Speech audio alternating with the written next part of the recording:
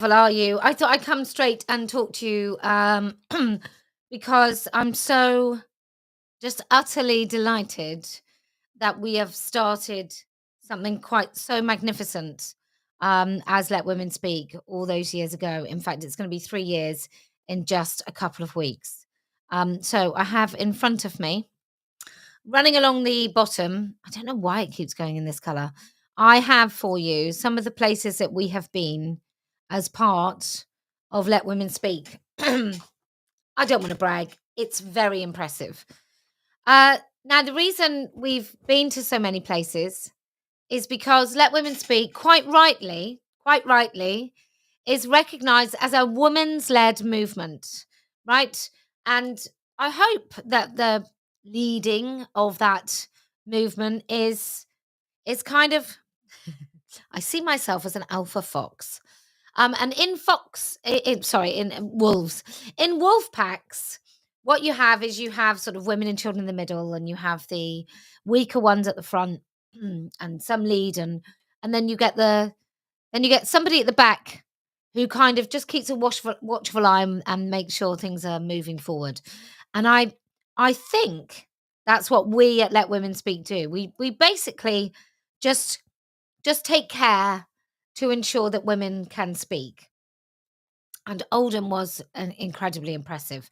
And I'm just going to leave that running along so you can all see just how impressive it is.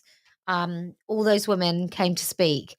And what's wonderful, I don't think we've been anywhere yet. I don't think I've ever set up the microphone. And Mary, if you're watching, you were missed. I don't think I've ever set up the microphone and somebody hasn't taken it who had no intention of speaking, but just felt that moment was right. And that's what Let Women Speak does. I think Ella Whelan wrote in maybe the Telegraph, we need a new feminist movement, or a new women's movement or something. We've got one. And it's the reason that there's so many going, oh, if only we could have, it's because you're not listening to us, because we're not big names. And we haven't got a big history of academia or well-paid jobs. Maybe some of the women who've come and spoken, but that's not. They are not using their networking and their connections and all the backslapping and the WhatsApp groups and so on. They're not using all that to ensure that somebody else gives them a voice. The women's voices are the movement. That's what's happening here. And the beauty of Let Women Speak is you don't need any qualifications. You don't need any experience. You don't need a quiet Radio 4 voice. You just need to be able to open your mouth and speak, or be in warm body and come and stand next to somebody else to enable them to speak. It really is quite impressive. I'm going to not do too much of the talking this evening because for some of you, you have no idea what it is that I've ever done, and I think I kind of owe it to you to show you a little bit about what happened to me a couple of years ago in New Zealand. And whatever happened to me, right, and you'll see it in the clip, I ended up going into police custody, which includes armed police, and getting out of the country within like 24 hours. I stayed in police custody, then I went to the airport and I was under police protection. And then I got on a plane, and until that plane took off the runway, I was in police protection.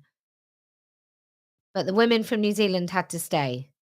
The women in New Zealand that day, two things happened. Number one, I think they saw, perhaps more sharply than they'd ever seen before, that the people in New Zealand don't care about them at all. The authorities don't care. The police were happy to lead them to slaughter.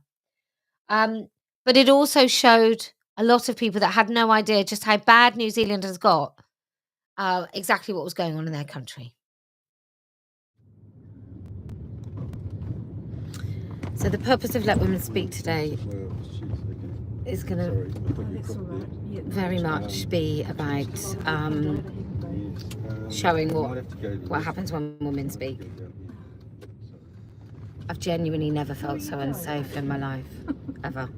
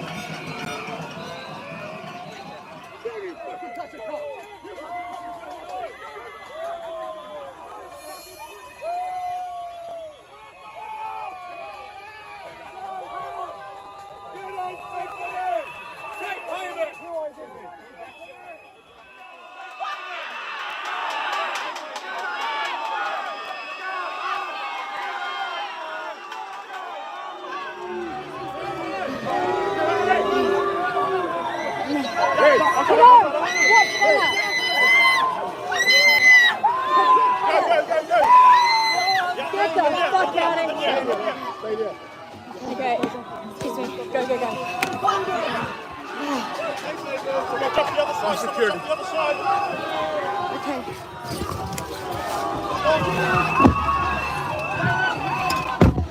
Oh my God! Thanks so much. Yeah. Just get us to a police station, it'll be fine. I thought they were going to crush us to death.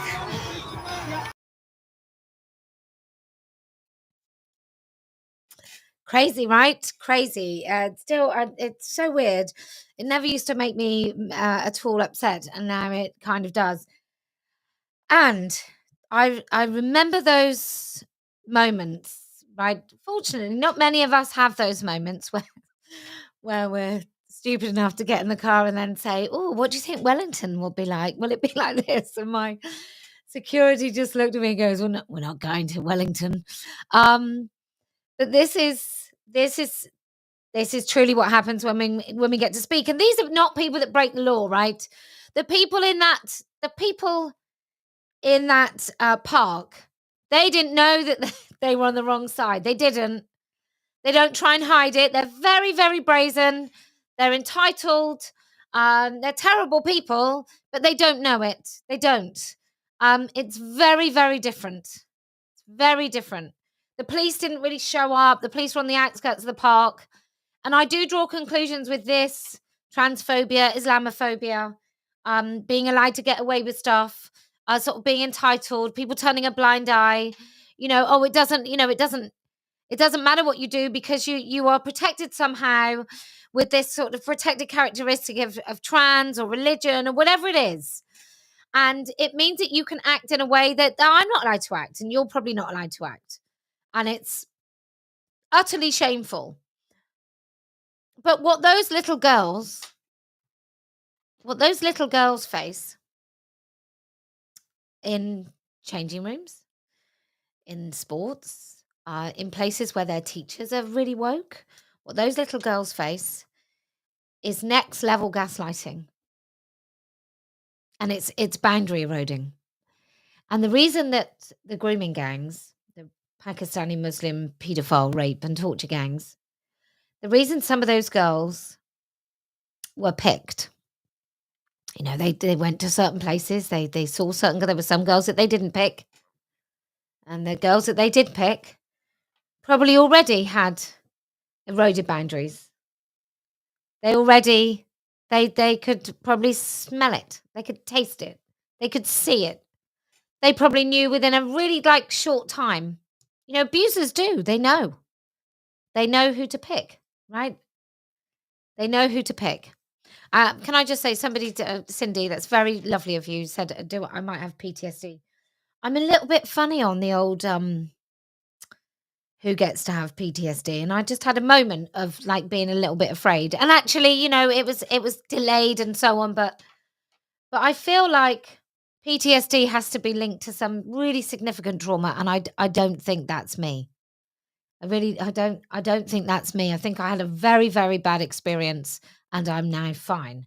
And I do get a bit emotional watching it. I don't if I think about it, but I can hear my voice and I can then reflect on those women around me who stood around me and men who stood around me and took some of the punches that were meant for me, and kicks and pushes and shoves, and they, I stood in the middle of them and they stood around me. So it just, I guess there's all of that in it.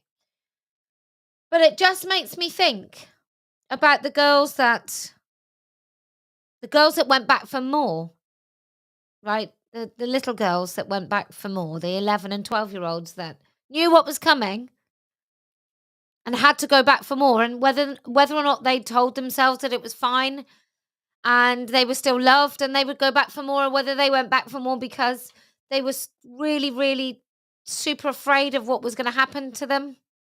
Whatever the reason was about them going back for more, they knew what was coming. Someone saying, "Can we see another turf talk?" 100%. I'm just trying to deal with the people that provide the very expensive phone lines, and then turf talk is coming back. So this lady read out the account of someone who's in our chat, and she read her account of what it was like to be a victim of the Pakistani Muslim paedophile rape and torture gangs. And this is her story.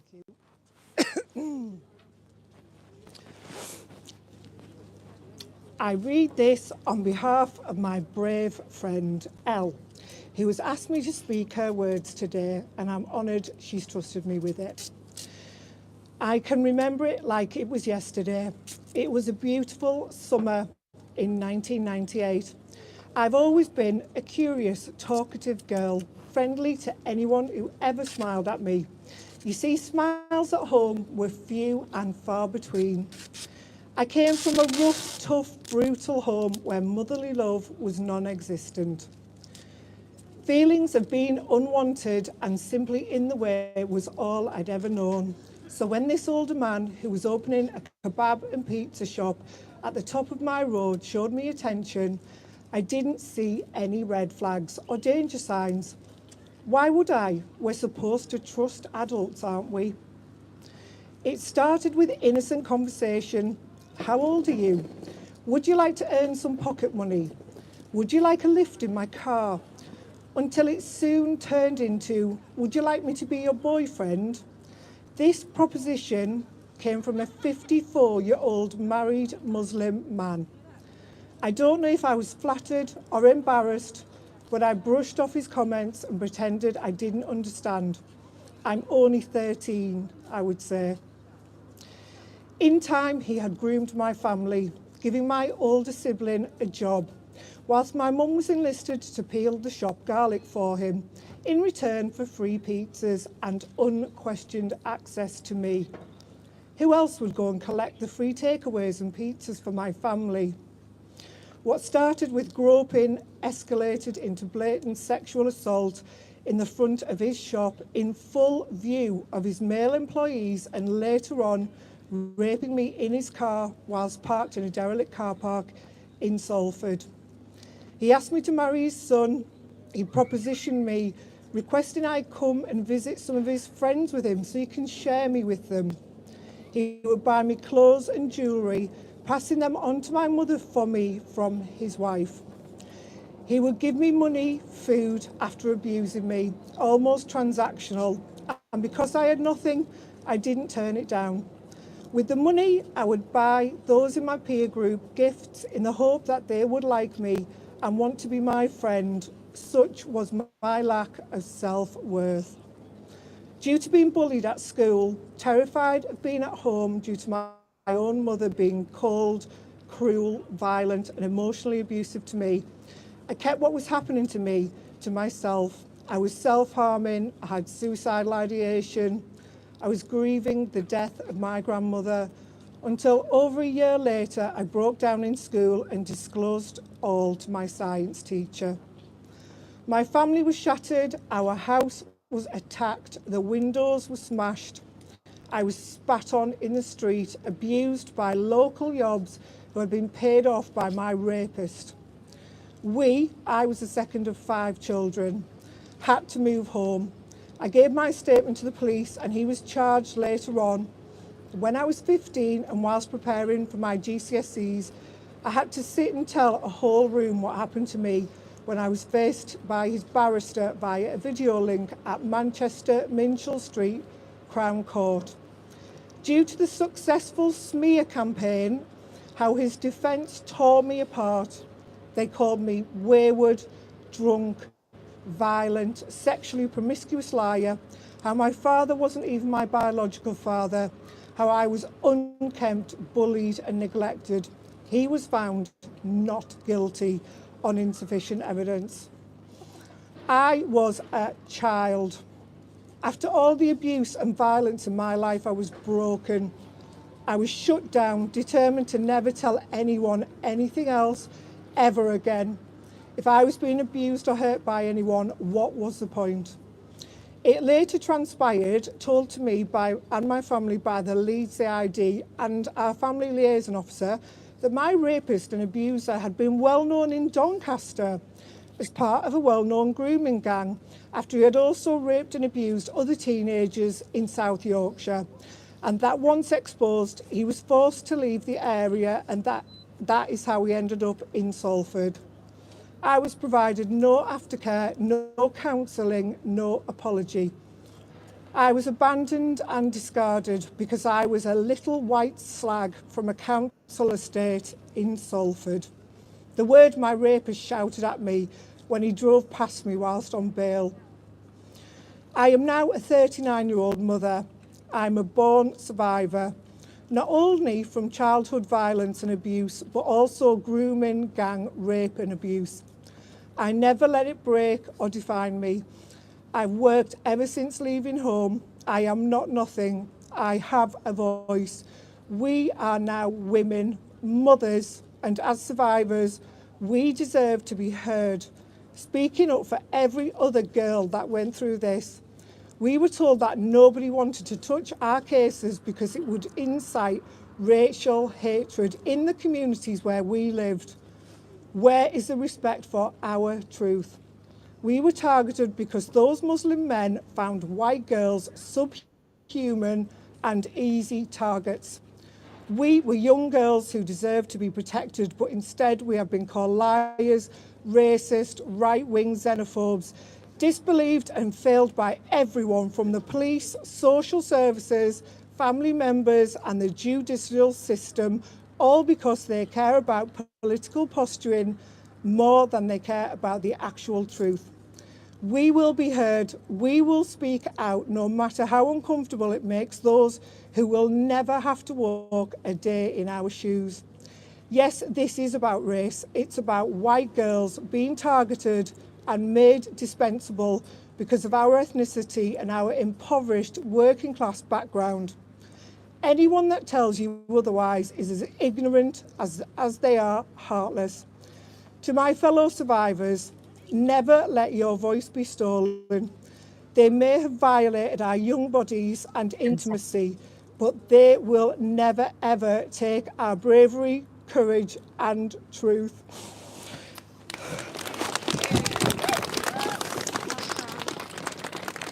Well done. You did it. I know.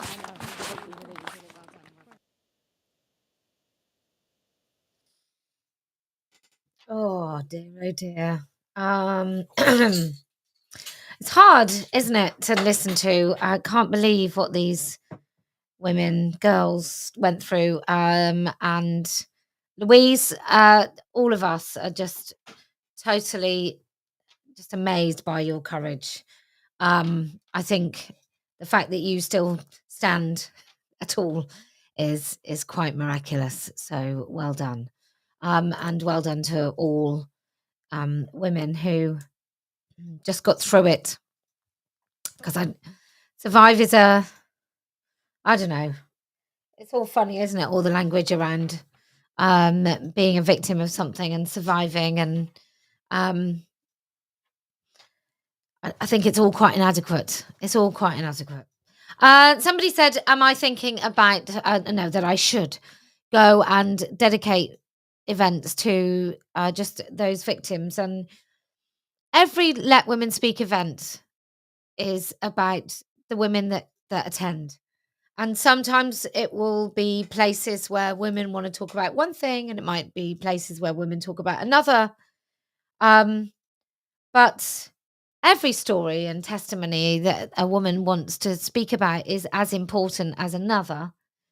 And so I just look, I'm really mindful that there are some incredible women that have been doing work. I mean, genuine work. I mean, like genuinely working day to day with girls that have survived it, trying to find routes for girls out of this, trying to bring these men to justice. And I know there's loads of people that have been doing that work. And the last thing, the last thing I would ever want to do is to make anyone think that I think I have the magic wand that will change this. The only thing I've ever wanted to do is raise the alarm and let people know it's happening and make sure that women know that they've got a place to speak. And so that's That's what I'm hoping to achieve. That women know that when Let Women Speak is in their town, that there is a place for them to come and speak or come and hear the testimony of others. That's simply what I want to do. And if Saturday was anything to go by, I think it's something that people will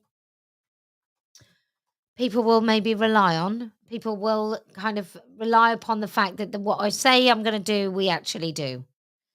Um, so I'm pleased about this. I think the only things that all of you can do, what you can do is keep amplifying those voices and stories and making sure that things don't, there's no hierarchy of value in testimony, right? There's no hierarchy in that woman's story of her life being inhibited that way is more or less valuable than that woman's story.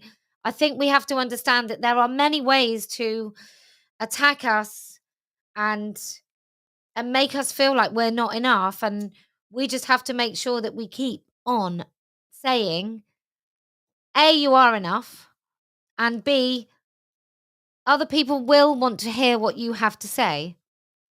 And that's the only thing that Let Women Speak can do. But by God, it does it well. You come in so many ways, we're all so very different. Like I've got a very big ego. I'm very confident. I'm 50. I've got 4 children. My experience of life is very different to other women's, and yet when that incredibly brave woman was reading out the story of her friend, of Louise, the look on our faces was very similar. The way we felt when we heard those words was very similar. The kind of, that when we all heard that man wasn't found guilty, that paedophile rapist wasn't found guilty. You can see that we all breathe the same. We are linked. Like our biology may be the like just this such a strong connection, how we can all feel it. And we really do have to keep remembering that. Because over the next few years, under Keir Starmer, but even before, there's this thing that happens to our stories, which means they aren't valuable enough to be retold. They're not polite enough. They're too messy. They're not neat and tidy. They just don't, they're not as important. Women in the United States of America, Black women, their stories of domestic violence, not as important as a man's story of somebody being racist towards him. So those women that suffer in their own homes, their stories aren't told. And that's what's happened here. And it also happens to boys in working class as well. This is a class war. But often, even in the class war, it becomes the class of men's war. And I just want to keep our stories alive. I really, really do. So we will be doing more of these. Look, I'm not going to lie. I'm going to do the most incredible sale with merchandise this week because I need to make sure I can pay for security in Rio, because I reckon it might be a bit dangerous. I don't know about you, especially after watching New Zealand. I think it might be a bit dangerous, and I'm going there in a couple of weeks. So I would ask of you, you don't have to go and donate something, but if you could kindly join the mailing list and then wait until you get the offers and make some purchases. We have really nice wide leg trousers and warm tops and everything you might need to get through winter. And so that's what I'd really, really like to see you do. Like, be the billboard, spread the word, get yourself a nice Savage hoodie, whatever it takes. But without your generosity, without you wearing the merchandise, without you being part of this, we can't do this. So anyway, Um, if you can keep speaking the truth, even though everyone is really quite against you, then I promise we will win. If you can ensure that I come back from Rio alive, then I promise we will win. And do you know why else we're going to win? Well, because I never lose.